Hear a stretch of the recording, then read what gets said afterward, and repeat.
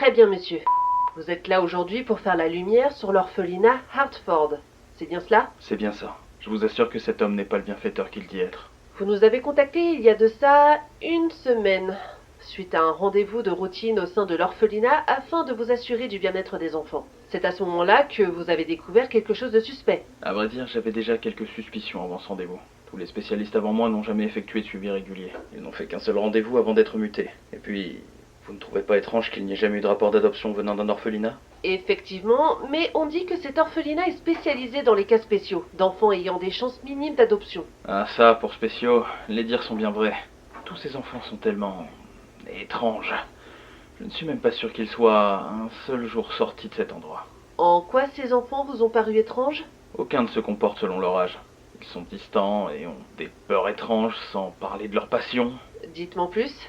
Je peux vous lire en partie mes notes, ce sera plus simple. Mais vous devez m'assurer de garder mon anonymat. Hein.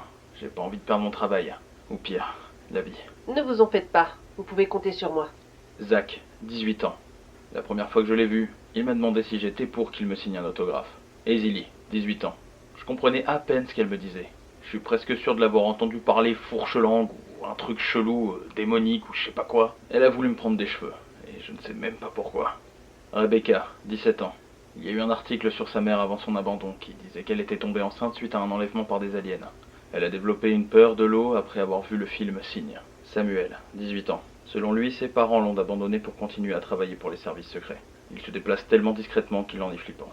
Butters, 16 ans. Bon, déjà, faut être un gros enculé pour appeler son gosse comme ça, ou un fan de South Park, mais c'est pire encore. J'avais l'impression qu'il considérait le sol comme de la lave durant tout l'entretien. Et je suis presque sûr que j'avais un second stylo avant qu'il ne quitte la pièce. Rosie, 17 ans. Elle m'a demandé si je buvais du sang. Elle pense que ses grands-parents sont morts dans le procès de Salem. Et je parle pas du chat dans Sabrina.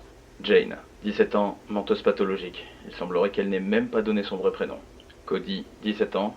Il me dit avoir des souvenirs de son ancienne vie, qu'il aurait été présent lors de la mort de Tupac. Il m'a glissé un bout de caramel et un sachet de basilic dans la poche en murmurant que ça resterait un secret entre lui et moi. Et certains d'entre eux ont réussi à mettre mon téléphone sur écoute. Il y en a un qui a modifié les phares de ma voiture pendant que j'avais le dos tourné, et je suis persuadé qu'un d'entre eux a essayé de m'empoisonner. Vous savez ce que je crois?